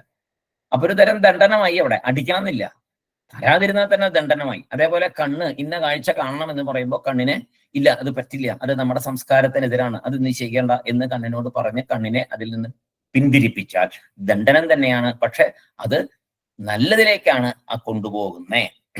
കണ്ണ് ചീത്ത കാണണം എന്ന് ആഗ്രഹിക്കുമ്പോൾ കണ്ണിനോട് പറയാണ് കാണണ്ട എന്ന് പറഞ്ഞ് വിലക്കുക. അത് തന്നെയാണ് ദണ്ഡനം. കയ്യ് ഒരു ചീത്ത കാര്യം ചെയ്യാൻ പുറപ്പെടുമ്പോൾ ചെയ്യരുത് എന്ന് പറഞ്ഞ് വിലക്കുന്നത് തന്നെയാണ്. ചെവി ഒരു ചീത്ത കാര്യം കേൾക്കാം, ഒരു ആരെങ്കിലും വന്ന് കുശുമ്പും കുന്നായ്മയും പറയുമ്പോൾ ഇരുന്നുകൊണ്ട് എന്നിട്ട് പിന്നെ കേക്കട്ടെ ബാക്കി പറയൂ, അന്നാള് നമ്മൾ പറഞ്ഞു നിർത്തിയതല്ലേ, പിന്നെ മറ്റേ കാര്യം കേട്ടില്ലല്ലോ, അയാളെ കുറിച്ച് പറഞ്ഞ് അന്ന് നമുക്ക് മുഴുമിപ്പിക്കാൻ പറ്റില്ല, അപ്പോഴേക്ക് അത് ഡിസ്റ്റർബഡ് ആയിപ്പോയി, പിന്നെ എന്തൊക്കെയാ സംഭവിച്ചത്, ഇങ്ങനെ മറ്റുള്ളവരുടെ കുശുമ്പും കുന്നായ്മയും അറിയാൻ വേണ്ടിയിട്ട് നമുക്ക് ഉണ്ടാകുന്ന പ്രവണതയെ ദണ്ഡനത്തിൽ കൂടി നിർത്താൻ പറ്റുള്ളൂ. എങ്ങനെയാണ്? കേൾക്കണ്ടെന്ന് ഉറപ്പിച്ച് തീരുമാനിക്കുക. എന്തെങ്കിലും നമ്മളോട് പറയുമ്പോൾ അതെ എനിക്ക് വേറെ സ്വപ്നം തിരക്കുണ്ട്, നമുക്ക് പിന്നെ കാണാം എന്ന് പറഞ്ഞ് പിന്തിരിയുക. ഇതൊക്കെ നമുക്ക് പ്രാക്ടിക്കലി ചെയ്യാൻ പറ്റുന്ന കാര്യങ്ങളാണ്. ചില ആൾക്കാർ ഫോൺ വിളിച്ചു കഴിഞ്ഞാൽ അറിഞ്ഞില്ലേ എന്നാണ് ആദ്യം ചോദിക്കുന്നത്. എന്താ? വേറെ വല്ലവരുടെ പ്രശ്നങ്ങളാണ്. അപ്പോൾ അതിൽ എനിക്ക് ഒരു സ്വല്പം തിരക്കണ്ടേ, ഞാൻ പിന്നെ വിളിക്കാം എന്ന് പറഞ്ഞ് അവസാനിപ്പിക്കാൻ നമുക്ക് പറ്റായിക്കൊന്നുമില്ല. പക്ഷെ നമ്മുടെ മനസ്സ് നമ്മളെ എങ്ങോട്ട് കൊണ്ടുപോകും? അതെ അന്ന് മുഴുവൻ പറഞ്ഞില്ലല്ലോ, കേൾക്കട്ടെ എന്ന് പറഞ്ഞ് നമ്മൾ ഇരിക്കും. ബാക്കി എന്ത് പ്രവൃത്തി ഉണ്ടെങ്കിലും മാറ്റി വെച്ച് ഇത് കേൾക്കാൻ അങ്ങനെ ഒരു താല്പര്യം വാസനാപരമായിട്ട് നമ്മുടെ ഉള്ളിൽ ഉണ്ടാവും. അപ്പോ സത്സംഗത്തിൽ കൂടി ആ വാസനയെ മാറ്റാം. ഇങ്ങനെ ഗുരുനാഥൻ പറഞ്ഞിട്ടുണ്ട്, പല സ്ഥലത്തും വായിച്ചിട്ടുണ്ട്, ശങ്കരാചാര്യസും പറഞ്ഞിട്ടുണ്ട്. ദമം ശീലിക്കണം എന്ന് പറഞ്ഞിട്ടുണ്ട്. ഞാൻ ആത്മീയമായിട്ട് മുന്നേറാൻ ആഗ്രഹിക്കുന്ന ഒരാളാണ്, എന്റെ ആത്മീയ വളർച്ചയ്ക്ക് ഇത് മോശമാണ്. അപ്പൊ ഫോൺ കോൾ വന്നു, ഇന്ന വ്യക്തി, ഈ വ്യക്തി വിളിക്കുമ്പോഴേ അറിയാം ഇയാൾ ഇന്ന കാര്യം പറയാനാണ് വിളിക്കുന്നത്, അതുകൊണ്ട് അയ്യോ വെരി സോറി കേട്ടോ, എനിക്ക് സ്വല്പം തിരക്കുണ്ടേ എന്ന് പറഞ്ഞ് 2 പ്രാവശ്യം അത് തിരസ്കരിച്ചു കഴിഞ്ഞാൽ അവിടെയാണ് തിരസ്കാരം. അത് തിരസ്കരിച്ച് കഴിയുമ്പോൾ 3ാമതായാലും വിളിക്കില്ല, നമ്മൾ സ്വസ്ഥതയിലേക്ക് എത്തും, സ്വസ്ഥമായിട്ട്. ഇതൊക്കെ സ്വന്തം അനുഭവത്തിൽ ധാരാളം നമുക്ക് കാണാം, നമ്മൾ പരിശീലിച്ചാൽ കാണാവുന്നതാണ്, ഉറപ്പായിട്ടും കാണാം. എനിക്കൊക്കെ ധാരാളം അനുഭവം ഉണ്ട് അങ്ങനെ പല കാര്യങ്ങളും നമ്മൾ അങ്ങനെ പലതും തിരസ്കരിച്ചതിന്റെ സുഖം അനുഭവിച്ചിട്ടുണ്ട്. അങ്ങനെയാണ് നമുക്ക് കൂടുതൽ ഇതൊക്കെ പഠിക്കാനൊക്കെ സാധിക്കും. ഇപ്പൊ നമുക്ക് ഇതൊക്കെ വായിക്കാനും കേൾക്കാനും പഠിക്കാനും സമയം എങ്ങനെ കിട്ടുക? ഇങ്ങനെയുള്ള തിരസ്കാരങ്ങളിൽ കൂടിയാണ് സമയം കിട്ടുന്നത്, അല്ലെങ്കിൽ സമയം കിട്ടത്തില്ല, അല്ലെങ്കിൽ നമ്മൾ ഇതിന്റെ പുറകെ പോവുകയുള്ളൂ. ദണ്ഡനം ദമഹ. അപ്പൊ ഈ ശമവും ദമവും തമ്മിൽ എങ്ങനെയാ ബന്ധം എന്ന് ചോദിച്ചാൽ, അവര് പരസ്പരം അത്യധികം ബന്ധമായിട്ടിരിക്കുന്ന ആൾക്കാരാണ്. കാലത്തെ പ്രയോജനപ്പെടുത്താൻ ദമം ശീലിക്കണം. അപ്പോഴേ കാലത്തെ പ്രയോജനപ്പെടുത്തും. നേരത്തെ പറഞ്ഞ കാലത്തെ പ്രയോജനപ്പെടുത്തണം, അതിന് ദമവും കൂടെ ശീലിക്കണം. ആവശ്യമില്ലാത്ത സംസാരം ഒഴിവാക്കുകയാണെന്ന് ഏറ്റവും പ്രധാനമായിട്ട് പറഞ്ഞിരിക്കുന്നത്. അപ്പോ ആവശ്യമില്ലാത്ത സംസാരം ഒഴിവാക്കുക. നമ്മൾ മേധാസൂക്തം പഠിക്കുമ്പോൾ, കുട്ടികൾക്ക് പഠിക്കുമ്പോൾ അതിനകത്ത് പറയുന്നുണ്ട്, അമ്മയെ അറിഞ്ഞ ശേഷം, അമ്മ എൻ്റെ നാക്കിൽ വന്ന ശേഷം, മേധാദേവി അമ്മ എൻ്റെ നാക്കിൽ വന്ന ശേഷം ഞാനിപ്പോൾ ആവശ്യമില്ലാത്ത കാര്യങ്ങൾ സംസാരിക്കാറില്ല, ഈ നാക്കുകൊണ്ട് ദുഷിച്ച വാക്കുകൾ പറയാറില്ല. ഇങ്ങനെ ഒരു ഭാഗമുണ്ട്. നമ്മളെല്ലാം നമ്മുടെ നാക്കുകൊണ്ട് ഈശ്വരനാമം എപ്പോഴും ചൊല്ലുന്നവരാ. ഈ നാക്കുകൊണ്ട് ആരെയും കുറ്റം പറയാവോ, ആരെയെങ്കിലും വിഷമിപ്പിക്കാവോ? ഒന്നും ചെയ്യാൻ പാടില്ലാത്തതല്ലേ. നമ്മൾ വളരെയധികം ശ്രദ്ധാപൂർവം ജീവിക്കേണ്ടവരാണ്. ഈശ്വരനാമം ചൊല്ലി നാക്കുകൊണ്ട് വേറൊക്കെ ചെയ്യുന്നത് അത്രയും ഹീനമായ പ്രവൃത്തിയാണ്. ഇതൊക്കെയാണ് ദമത്തിൽ വരുന്നത്.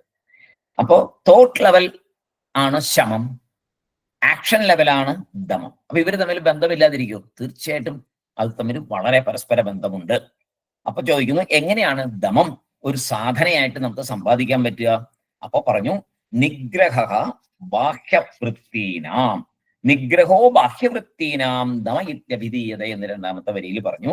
നിഗ്രഹ ബാഹ്യവൃത്തീനാം, വൃത്തി എന്നാൽ ഇവിടെ ഇന്ദ്രിയങ്ങളാണ് ഇവിടെ ഉദ്ദേശിക്കുന്നത്. നേരത്തെ പറയുന്ന വൃത്തി എന്ന് പറയുന്ന ചിന്തയാണ്, ഇവിടെ സ്പഷ്ടമായിട്ടും ഇന്ദ്രിയങ്ങളെയാണ് പറയുന്നത്. ബാഹ്യവൃത്തി എന്നാൽ പുറത്തുള്ള ഇന്ദ്രിയങ്ങളെ, 5 കർമ്മേന്ദ്രിയങ്ങളെ പ്രവർത്തിക്കുന്നത്. 5 ജ്ഞാനേന്ദ്രിയം വഴിയാണ് 5 കർമ്മേന്ദ്രിയങ്ങൾ പ്രവർത്തിക്കാനുള്ള കാര്യങ്ങളൊക്കെ കിട്ടുന്നത്. അപ്പോ അവിടെ നിയന്ത്രിക്കണം. ദമഹ ഇതി അഭിധീയതേ, ദമം എന്നതിനെ പറയുന്നു. ഒരു പ്രത്യേക സാഹചര്യത്തിൽ കണ്ണിനെയോ ചെവിയെയോ നിയന്ത്രിക്കാൻ പറ്റുന്നില്ല എങ്കിൽ ആ സാഹചര്യങ്ങളെ ഒഴിവാക്കുകയാണ് അതിനുള്ള നിവൃത്തി. അങ്ങനെയുണ്ട്. ചില സമയത്ത് കണ്ണിനെയും ഒന്നും നമുക്ക് നിയന്ത്രിക്കാൻ പറ്റില്ല, ചെവിയെ ഒന്നും നിയന്ത്രിക്കാൻ പറ്റില്ല. ആ സാഹചര്യത്തിൽ ഇപ്പൊ പെട്ടിരിക്കുക. പിന്നെ എന്ത് ചെയ്യണം? ആ സാഹചര്യത്തിൽ നിന്ന് എങ്ങനെയെങ്കിലും രക്ഷപ്പെടുക, അവിടെ നിന്ന് വിട്ടുപോവുക. ഇല്ലേ? ചില സ്ഥലത്ത് ചില 4 പേര് കൂടി നിൽക്കുമ്പോൾ നമ്മൾ അതിനകത്ത് പെട്ടുപോയി, അതില് അവരുടെ കൂടെ ആ ഡയലോഗിൽ പാർട്ടിസിപ്പേറ്റ് ചെയ്യാൻ പറ്റാൻ നമുക്ക് പറ്റുന്നില്ല. നമുക്ക് ദമം ശീലിക്കണം. ഉറപ്പാണെങ്കിൽ നമ്മൾ എന്ത് ചെയ്യണം? എന്തെങ്കിലും ഒരു തിരക്കുണ്ടെന്ന് പെട്ടെന്ന് അവിടുന്ന് സ്കൾക്ക് ചെയ്യുക. അല്ലെങ്കിൽ ഒരു പാർട്ടിക്ക് വിളിക്കുമ്പോൾ വേറെ, അയ്യോ അന്നേ ദിവസം എനിക്ക് വേറൊരു എൻഗേജ്മെന്റ് ഉണ്ടല്ലോ എന്ന് പറഞ്ഞ് ഒഴിവാകുക. ഇങ്ങനെ അത് ഒഴിവാക്കാനേ പറ്റുള്ളൂ. അതെങ്ങനെയാന്ന് പറഞ്ഞാൽ നമുക്ക് പ്രാക്ടിക്കലി നമുക്ക് ഇപ്പൊ കാണിച്ചു തരുന്നുണ്ട്, ഇല്ലേ? സുഖമില്ലാത്ത ആളെ കൊണ്ടുപോയി കഴിഞ്ഞാൽ, ആശുപത്രി കൊണ്ടുപോയി കഴിഞ്ഞാൽ എന്താ ചെയ്യുന്നത്? ഇന്റൻസീവ് കെയർ യൂണിറ്റ് കയറ്റും. എന്താണ് ഇന്റൻസീവ് കെയർ യൂണിറ്റ്? ബാഹ്യമായ മറ്റു ലോകത്ത് നിന്ന് അയാളെ മാറ്റി അകത്തേക്ക് കൊണ്ടുപോയി ഒരു മുറിക്കകത്ത് ഒറ്റയ്ക്കാക്കി. ഇന്റൻസീവ് കെയർ ആണ് ഇന്റൻസീവ് കെയർ. നമ്മുടെ ഇന്ദ്രിയങ്ങൾക്ക് എന്ത് കൊടുക്കണം? ഇന്റൻസീവ് കെയർ കൊടുക്കണം. പുറത്തുള്ള വൈറസിൽ നിന്ന് രക്ഷിക്കാനാണ് ഇന്റൻസീവ് കെയർ യൂണിറ്റ് കൊണ്ടുപോകുന്നത്. നമുക്ക് ഇവിടെ എന്താണ്? ദമത്തിനുള്ള വൈറസുകൾ ഈ മോശമായിട്ട് കണ്ണിൽ കൂടെ, മായിൽ കൂടെ, മൂക്കിൽ കൂടെ, ചെവി കൂടെ ഒക്കെ വരുന്ന, ഉള്ളിലേക്ക് പോകുന്ന ആ ഭക്ഷണം, കണ്ണിൽ കൂടെ പോകുന്ന ഭക്ഷണം, ചെവിയിൽ കൂടെ പോകുന്ന ഭക്ഷണം, വായിൽ കൂടെ പോകുന്ന ഭക്ഷണം, മൂക്കിൽ കൂടെ പോകുന്ന ഭക്ഷണം, മറ്റു ഇന്ദ്രിയങ്ങളിൽ കൂടെയൊക്കെ വരുന്ന, അകത്തേക്ക് വരുന്ന ഭക്ഷണങ്ങളെ മുഴുവൻ നല്ലതല്ലാത്തതിനെ തിരസ്കരിക്കണം. അപ്പൊ അവിടെ വൈറസ് കയറാൻ അനുവദിക്കരുത്. ഇന്റൻസീവ് കെയർ യൂണിറ്റിൽ നമ്മൾ അഡ്മിറ്റ് ആവണം. നമ്മൾ തന്നെ അത് ഇന്റൻസീവ് കെയർ യൂണിറ്റിന്റെ ചട്ടക്കൂട് ഉണ്ടാക്കുന്നത്. നമ്മൾ തന്നെ ഒരു യൂണിറ്റ് ഉണ്ടാക്കിയിട്ട് ആ യൂണിറ്റിൽ പ്രവേശിക്കുക, മറ്റേതിനെല്ലാം വിട്ടുകളയുക. അപ്പോ എപ്പോഴാണ് ഇന്റൻസീവ് കെയർ യൂണിറ്റിൽ നിന്ന് പുറത്തേക്ക് ഇറക്കുന്നത്? ബോഡിക്ക് നല്ല റെസിസ്റ്റൻസ് കിട്ടി, ഇമ്മ്യൂണിറ്റി കിട്ടി, പുറത്ത് വന്നാൽ ഒരു കുഴപ്പമില്ല ഈ രോഗിക്ക് എന്നുള്ള സമയം വരുമ്പോൾ, ബോഡിക്ക് ശക്തി കിട്ടുമ്പോൾ ഇന്റൻസീവ് കെയർ യൂണിറ്റ് വാർഡിലേക്ക് കൊണ്ടുപോകാന്ന് പറയും, അല്ലെ? ഇന്റൻസീവ് നിന്ന് മാറ്റിയിട്ട് വാർഡിലേക്ക് കൊണ്ടുപോകാം. ആള് നോർമലായി, ഇനി വാർഡിലേക്ക് പൊക്കോളാന്ന് പറയും. അതുപോലെ ഇവിടെ നമ്മൾ എന്ത് ചെയ്യണം? മാനസിക ശക്തി നമ്മൾ നേടണം. മാനസിക ശക്തി നേടിക്കഴിയുമ്പോൾ ഏത് പരിതസ്ഥിതിയിലും പോകാം. ഏത് കൂട്ടുകെട്ടിന്റെ ഇടയിലും നിൽക്കാം, ഒന്നും നമ്മളെ ബാധിക്കില്ല. അപ്പൊ കാരണം ദമം ശീലിച്ചു, മെന്റലി ആ ഒരു പവർ നേടി. അതുവരെ ഇന്റൻസീവ് കെയർ യൂണിറ്റിൽ കിടക്കുന്ന പോലെ നമ്മൾ സ്വയം ശീലിച്ചേ പറ്റുകയുള്ളൂ എന്നാണ് ഇവിടെ പറഞ്ഞു തരുന്നത്. നമ്മെ വഴിതെറ്റിക്കുന്ന സാഹചര്യങ്ങളിൽ നിന്ന് മാറി നിൽക്കൽ. ഇപ്പൊ കുടി നിർത്തിയവര് വീണ്ടും ബാറിൽ പോകാൻ പാടില്ലെന്ന് പറയും. കുറെ കാലത്തേക്ക് കുടി നിർത്തി നല്ല ആളായിട്ട് നീങ്ങുന്നു, പിന്നെ എവിടെയെങ്കിലും കൂട്ടുകാരോട് കൂടി അബദ്ധത്തിലൊരു ബാറിൽ പോയാൽ തുടങ്ങും, പിന്നെയും തുടങ്ങും, പിന്നെ പിടിച്ചാൽ കിട്ടത്തില്ല. അപ്പോൾ ഒരു കാലഘട്ടം വരെ പൂർണ്ണമായിട്ടും അതിൽ നിന്ന് സാഹചര്യങ്ങളിൽ നിന്ന് ഒഴിവായി നിൽക്കണം. സാഹചര്യം വലിയ പ്രധാനപ്പെട്ട കാര്യമാണ്. അപ്പോൾ അതൊരു വലിയൊരു കാര്യമാണ്. മനസ്സിന് ഒരു ശക്തി കിട്ടുന്നത് വരെ പരീക്ഷണങ്ങൾക്ക് പോയി നിൽക്കരുത്, സാഹചര്യങ്ങളിൽ നിന്ന് മാറി നിൽക്കണം. സ്ട്രെങ്ത് ഇല്ലാത്തവര് സാഹചര്യത്തിൽ നിന്ന് തീർച്ചയായും ഒഴിയണം. മെന്റൽ സ്ട്രെങ്ത് ഒട്ടുമില്ലെങ്കിൽ ഒരിക്കലും സാഹചര്യങ്ങളിൽ പോയി വീഴരുത്, മാറി നിന്നേ പറ്റുള്ളൂ. മെന്റൽ സ്ട്രെങ്ത് നേടിയ ശേഷം ഏത് സാഹചര്യത്തിലും പോകാം, ഒരു ബുദ്ധിമുട്ടുമില്ല. ഇപ്പോൾ നമ്മളൊക്കെ സ്വന്തം ജീവിതത്തിൽ അനുഭവിച്ചിട്ടുള്ളതാണ്. നമുക്ക് ഒത്തിരി പാർട്ടികളും കാര്യങ്ങളും നടക്കുമ്പോൾ നമുക്ക് വേണ്ടപ്പെട്ടവരാണ്, കൂട്ടുകാരാണ്, നമ്മൾ പോവാറുണ്ട്. പക്ഷെ അവിടെ അതുമായിട്ട് കൂടിച്ചേരാറില്ല. നമ്മൾ നമ്മുടേതായ ഇൻഡിവിജ്വാലിറ്റി കീപ്പ് ചെയ്തുകൊണ്ട് നമ്മൾ മാംസഭക്ഷണം കഴിക്കാതിരിക്കുകയും ഡ്രിങ്ക്സ് കഴിക്കാതിരിക്കുകയും നമുക്ക് നമ്മുടേതായ വിലയിൽ നമ്മുടേതായ നിലയിൽ അവിടെ സഹകരിച്ചു പോകാൻ പറ്റും, ഒരു ബുദ്ധിമുട്ടില്ല, പറ്റാറുണ്ട്. ആൾക്കാർ വേണ്ട റെസ്പെക്ടോടുകൂടി നമുക്ക് എന്താണോ വേണ്ടത് അത് മാത്രം നമുക്ക് തരുന്നൊരു സാഹചര്യം നമുക്ക് സൃഷ്ടിക്കാൻ കഴിയും. പലപ്പോഴും നമ്മൾ വിചാരിക്കും നമ്മൾ കൊണ്ട് പറ്റില്ലെന്ന്, തീർച്ചയായിട്ടും പറ്റും. ആരും അങ്ങനെ ഫോഴ്സ് ചെയ്യൊന്നുമില്ല. ഒരു പ്രാവശ്യം ഫോഴ്സ് ചെയ്യുമ്പോൾ പറ്റില്ല എന്ന് അങ്ങോട്ട് തിരിച്ചതേ ഫോഴ്സിൽ തന്നെ അങ്ങോട്ട് പറ്റില്ല, ഞാൻ അങ്ങനെ ചെയ്യില്ല, നിർബന്ധമാണ്, അല്ലെങ്കിൽ ഒരു സോറി എന്ന് പറഞ്ഞു കഴിയുമ്പോൾ ഇല്ല സാറിനുള്ളത് എന്നാ തരാം എന്ന് പറയുമല്ലോ. നമ്മൾക്കൊക്കെ, നിങ്ങൾക്ക് എല്ലാവർക്കും ഇതൊക്കെ അനുഭവത്തിൽ കാണുമല്ലോ ജീവിതത്തിൽ. അപ്പോ അത് നമ്മൾ ഒന്നുകൂടെ ഉറപ്പിച്ചെടുക്കണം. എവിടെ ഇരുന്നാലാണോ ടെൻഷൻ, ആ സ്ഥലത്ത് പോകണം. ടെൻഷൻ ഉണ്ടാകുന്ന സാഹചര്യങ്ങളെ ഒഴിവാക്കുക, അത് ദമത്തിന്റെ ഒരു ഭാഗമാണ്. മനസ്സിന് ടെൻഷൻ വരുന്ന ഒരു ഭാഗത്തേക്കും പോയേക്കരുത്. അടുത്തതായിട്ട് സത്സംഗം, ഇതിനൊക്കെ മരുന്നാണ് സത്സംഗം. നമുക്ക് മനനിയന്ത്രണത്തിനുള്ള ശക്തിയെ തരുന്ന സാഹചര്യങ്ങളിൽ ഉള്ള മനുഷ്യരോട് മാത്രം സഹവാസം ചെയ്യുക, കൂടുതൽ നേരം അവിടെ സ്പെൻഡ് ചെയ്യുക. അങ്ങനെ ആ സത്സംഗത്തിന്റെ മഹിമ കൊണ്ട് ധാരാളം കഥകളുണ്ട്. സത്സംഗത്തിന്റെ മഹിമ കൊണ്ട് നല്ല ഉയർന്ന തരത്തിലുള്ള സാധനയിൽ കൂടി എന്താ പറയാ ആത്മജ്ഞാനം നേടിയ ഗുരുക്കന്മാരുടെ കഥകൾ ധാരാളമുണ്ട്. അപ്പോ ആശ്രമങ്ങൾ ഇതിനാണല്ലോ. എന്തിനാ ആശ്രമം? ആശ്രമം നല്ല ആശ്രമങ്ങൾ ഈ മാതിരിയുള്ള ഒരു ശമവും ദമവും ഒക്കെ ശീലിക്കാൻ വേണ്ടിയിട്ടാണ്. അവിടെ പോയി കുറച്ച് നാൾ നിന്നിട്ട് വന്നു കഴിഞ്ഞാൽ ഒരാഴ്ച 2 ആഴ്ചയൊക്കെ നിന്നിട്ട് വരുമ്പോൾ ഇന്റൻസീവ് കെയർ യൂണിറ്റ് കയറി ഇറങ്ങിയ പോലെ ആയിരിക്കും, അടിപൊളിയായിരിക്കും. അപ്പോ ഒറ്റയ്ക്ക് നമുക്ക് പഠിക്കാൻ ഇതൊക്കെ തന്നെയെ ഇത് പ്രാക്ടീസ് ചെയ്യാൻ കൂടുതൽ പക്വത വേണം. ഒറ്റയ്ക്ക് വീട്ടിലിരുന്നു കൊണ്ട് ശമവും ദമവും ശീലിക്കാം. നേരെ സംബന്ധിച്ച് ഞാൻ ഒരു 15 ദിവസം എന്നെ ആശ്രമത്തിൽ പോവാം. അപ്പൊ അവിടെ കൂട്ടായിട്ടിരുന്ന് ഈ വക പ്രാക്ടീസ് ചെയ്യുമ്പോൾ നമുക്ക് കൂടുതൽ സ്ട്രെങ്ത് സമ്പാദിക്കാൻ സാധിക്കും. പെട്ടെന്ന് ചെയ്യാൻ തോന്നിയാലും മറ്റുള്ള കൂടെയുള്ളവർ അങ്ങനെ അല്ലാത്തവരായതുകൊണ്ട് അത് മോശം പ്രവൃത്തികൾക്ക് നമുക്ക് ചെയ്യാൻ തോന്നില്ല. അപ്പൊ നമ്മൾ അതിനകത്ത് അടിമപ്പെടത്തില്ല, അതിനടിമയായി മാറില്ല. പല ഹാബിറ്റ്സും, മോശം ഹാബിറ്റ്സും അങ്ങനെ താമസിച്ചിട്ടാണ് ഇല്ലാണ്ടാവുന്നത്. ഇപ്പൊ കുടി മാറ്റാനായിട്ട് കൊണ്ടുപോയി താമസിപ്പിക്കുന്നതൊക്കെ എങ്ങനെയാണ്? അവിടെ നിന്ന് തിരിച്ചു വരുമ്പോൾ കുടിയില്ലാത്ത ഒരാളായിട്ട് വരുന്നു, പിന്നെ സാഹചര്യത്തിൽ പോയപ്പെട്ട ആളാണ് പിന്നെ വരുന്നത്. അപ്പോൾ അവിടെ ഇന്റൻസീവ് കെയർ യൂണിറ്റ് പോലെ അവിടെ ശരിയാക്കി കൊണ്ടുവന്നിട്ട് വീണ്ടും വീട്ടിൽ കുടി മാറ്റാനായിട്ട് പോയിട്ട് നല്ലതായിട്ട് തിരിച്ച് വീട്ടിൽ വന്നു കഴിയുമ്പോൾ അയാൾക്ക് വീണ്ടും ഇതിനകത്ത് പോയി പെടാനുള്ള ഒരു സാഹചര്യം നമ്മൾ സൃഷ്ടിച്ചു കൊടുക്കരുത്. കൂട്ടുകാരെ ഒഴിവാക്കണം, നമ്മൾ വീണ്ടും ഇവിടെ നന്നായിട്ട് തന്നെ നോക്കണം, സ്വയം തീരുമാനിക്കണം ഞാൻ ഇതിനകത്ത് പോകില്ലെന്ന്. അപ്പോൾ ആ മെന്റൽ ശക്തി വളരും. മെന്റൽ ശക്തി വളർന്ന ശേഷം 2 3 വന്ന ശേഷം ഒരു വർഷം 2 വർഷമൊക്കെ ഇങ്ങനെ ഒന്നിനും പോകാതിരുന്നിട്ട് നല്ലവരായി ജീവിക്കുന്ന എത്രയോ പേരുണ്ട്. അവർ പറയാറുണ്ട്, അയ്യോ അതിൽ നിന്ന് അന്ന് രക്ഷപ്പെട്ടത് എത്ര നന്നായി, ഇപ്പൊ എനിക്ക് നല്ലൊരു ജീവിതം കിട്ടി, എന്റെ കുട്ടികൾക്ക് എന്നോട് സ്നേഹമുണ്ട്, ഭാര്യയ്ക്ക് സ്നേഹമുണ്ട്, എല്ലാവർക്കും എന്നോട് സ്നേഹമുണ്ട്, എന്ത് നന്നായിട്ടാ ഇപ്പൊ ജീവിതം, അന്ന് അതിന്റെ കൂടെ പോയിരുന്നെങ്കിൽ താറുമാറായി പോയനെ എന്ന് എത്രയോ പേര് അങ്ങനെ പറയാറുണ്ട്. അപ്പോൾ ദമം എന്ന് പറയുന്നത് ഇത്രയും കാര്യമായിട്ട് നമ്മൾ ശ്രദ്ധിക്കേണ്ട കാര്യമാണ്. ഇവര് രണ്ടുപേരും ഒന്നിച്ചാണ് പോകുന്നത്, ശമവും ദമവും ഒന്നിച്ചാണ് യാത്ര ചെയ്യുന്നത്. ഇനി ഏതാണോ നമുക്ക് ബലഹീനമായിരിക്കുന്നത് ആ കാര്യത്തില് ഒരു വ്രതം എടുക്കണം. ബലഹീനമായ കാര്യങ്ങളിൽ ഒരു വ്രതം തന്നെ എടുക്കുക. അതൊരു വ്രതമായിട്ട്, വ്രതം എന്ന് പറഞ്ഞാൽ സാധാരണ പോലെയല്ലല്ലോ, ഡെയിലി റൂട്ടീനിൽ നിന്നും മാറിയ ഒരു സംഭവമാണ് വ്രതം. ഒരാഴ്ച വ്രതം എന്ന് പറഞ്ഞാൽ അതേമാതിരി മൗനവ്രതം, ഒരു ദിവസം മൗനവ്രതം എന്ന് പറഞ്ഞാൽ അതിന് ശക്തി കൂടുതലാണ് ചെയ്യുന്ന പ്രവർത്തിക്ക്. ചെയ്യാൻ വേണ്ടിയിട്ട് ഒരുപാട് തയ്യാറെടുപ്പും വേണം. ഏകാദശി വ്രതം, അന്ന് ഇന്നത് ഭക്ഷണം കഴിക്കില്ല എന്ന് പൂർണ്ണമായിട്ട് തീരുമാനിച്ചിരുന്ന ഒരു വ്രതം. അതുപോലെ വേണം ബലഹീനമായ കാര്യങ്ങളെ സമീപിക്കുന്നത്. നമ്മുടെ മനസ്സിന് ബലമില്ലാത്ത പല കാര്യങ്ങളും ഉണ്ടാവും. പെട്ടെന്ന് മനസ്സതിനെ തൊട്ടുപെട്ടു. അങ്ങനെയുള്ള കാര്യങ്ങളിൽ നിന്ന് രക്ഷപ്പെടണമെങ്കിൽ ഒരു വ്രതം പോലെ എടുത്താൽ അതിൽ നിന്ന് നമുക്ക് രക്ഷപ്പെടാൻ സാധിക്കും. അപ്പൊ വ്രതം എന്ന് പറയുമ്പോൾ എന്താണ്? ഇന്റൻസീവ് കയറി പോകേണ്ട കാര്യമല്ല. ഇവിടെ സ്വയം നിയന്ത്രിക്കലാണ്. മറ്റുള്ളവര് ചെയ്തു തരുന്ന അല്ലെങ്കിൽ സാഹചര്യങ്ങളിൽ നിന്ന് മാറ്റി നിർത്തുക അങ്ങനെയുള്ളതല്ല. അവനവൻ സ്വയം നിയന്ത്രിക്കുന്നതാണ് വ്രതം. വേറൊരാള് തരുന്നതല്ല, മരുന്ന് തരുന്ന പോലെ അല്ലത്. അവനവൻ സ്വയം നിയന്ത്രിക്കുന്നതാണ് വ്രതം. ഇപ്പോ മന്ത്രോപദേശം സ്വീകരിക്കാറുണ്ട് പലരും. അതെന്തിനു വേണ്ടിയിട്ടാ? ശരിക്കും അത് ഇതാണ്, ഒരു ദമത്തിന്റെ ഒരു സംഭവമാണ് മന്ത്രോപദേശം. മന്ത്രോപദേശം സ്വീകരിച്ചാൽ ഇന്ന കാര്യങ്ങൾ ചെയ്യാൻ പാടില്ലെന്ന് മന്ത്രോപദേശിക്കുന്ന ഗുരു പറഞ്ഞു തരും. ഇന്ന പ്രവർത്തികൾ ഇനി മുതൽ ചെയ്യരുത്, നിങ്ങൾക്ക് മന്ത്രോപദേശം തന്നിട്ടുണ്ട്, നിങ്ങൾ ഇനി ജീവിക്കേണ്ടത് ഇങ്ങനെയാണ് എന്ന് പറയുമ്പോൾ ഒരു വ്രതം അവിടെ രൂപീകരിക്കപ്പെട്ടു. നമ്മൾ സ്വയം ചില നിബന്ധനകളെ ഏറ്റെടുത്തു. ഞാൻ ഇന്നത് ചെയ്യില്ല, ഇന്ന കാര്യങ്ങൾ ചെയ്യില്ല, ഇത്ര സമയത്ത് എണീക്കും, ഇത്ര പ്രാവശ്യം ജപിക്കും, ഇത്ര സമയം ആത്മീയ കാര്യങ്ങൾ വായിക്കാനിട്ടിരിക്കും, പുറത്ത് ഇന്ന ഫംഗ്ഷനുകളൊന്നും ഞാൻ ഇനി പങ്കെടുക്കില്ല. അങ്ങനെ സ്വയം ഒരു ചട്ടക്കൂട് ഉണ്ടാക്കി അതിനകത്ത് ഭംഗിയായിട്ട് നമ്മൾ സഞ്ചരിച്ചു കൊണ്ടിരിക്കും. അത് സ്വയം കൊണ്ടുവരുന്ന നിയന്ത്രണങ്ങളാണ്. അത് വേറെ ആരും പറഞ്ഞ് അടിച്ചേൽപ്പിക്കുന്നതല്ല, സ്വയം നിയന്ത്രിക്കുന്നത്. ഇതാണ് ഏറ്റവും വലിയ ആ മന്ത്രോപദേശം കൊണ്ട് ഉണ്ടാകേണ്ട കാര്യം. അതാ. പക്ഷെ പലരും ചില മന്ത്രമൊക്കെ ഉപദേശിച്ച് വെറുതെ ഇങ്ങനെ എനിക്ക് മന്ത്രോപദേശം കിട്ടിയിട്ടുണ്ടെന്ന് പറഞ്ഞുകൊണ്ട് നടക്കും. അതല്ല അതിന്റെ സാത്വികമായ ഭാഗം എന്നാണ്. മന്ത്രോപദേശം തരുന്നത് ശരിക്കും പറഞ്ഞാൽ ഒരാളുടെ മനസ്സിനെ ബലപ്പെടുത്തി സ്വയം വ്രതത്തിൽ കൊണ്ടുവന്ന് അയാളെ ഹയർ ലെവലിലേക്ക് ഉയർത്താനാണ് മന്ത്രോപദേശങ്ങൾ വേണ്ടത്. അല്ലാതെ ലൗകിക കാര്യ സാധ്യത്തിന് വേണ്ടിയിട്ട് മന്ത്രോപദേശം എഴുതി ഞാൻ കുറെ 10 പ്രാവശ്യം ജപിച്ചു, 100 പ്രാവശ്യം ജപിച്ചു, 50 പുസ്തകം ഞാൻ എഴുതിയെന്ന് പറഞ്ഞിട്ട് യാതൊരു കാര്യമില്ല. പുസ്തകത്തിനകത്ത് ഇങ്ങനെ നാമം എഴുതുന്നുണ്ട്, ലിഖിത ജപം. കാര്യസാധ്യത്തിന് വേണ്ടി ഇങ്ങനെ പലതും ചെയ്യും.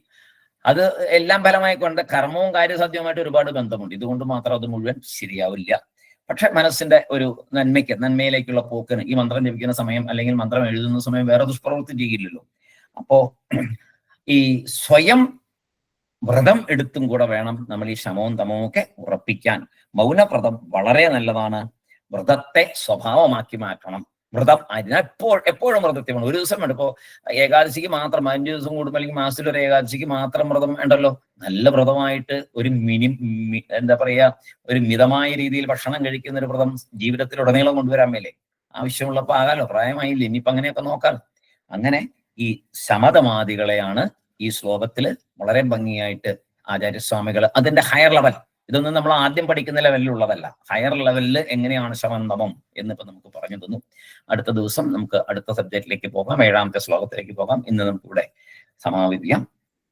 ഓം പൂർണ്ണമദ പൂർണ്ണമിദം പൂർണ്ണാത് പൂർണ്ണമുദച്യത്തെ പൂർണ്ണസ്യ പൂർണ്ണമാദായ പൂർണ്ണമേവാവശിഷ്യത്തെ.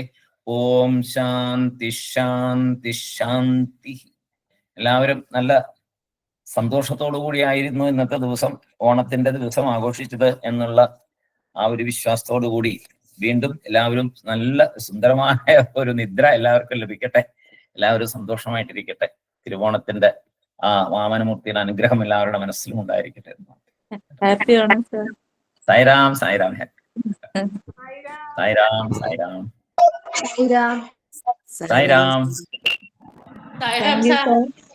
Sai Ram. Happy Onam sir. Happy Onam.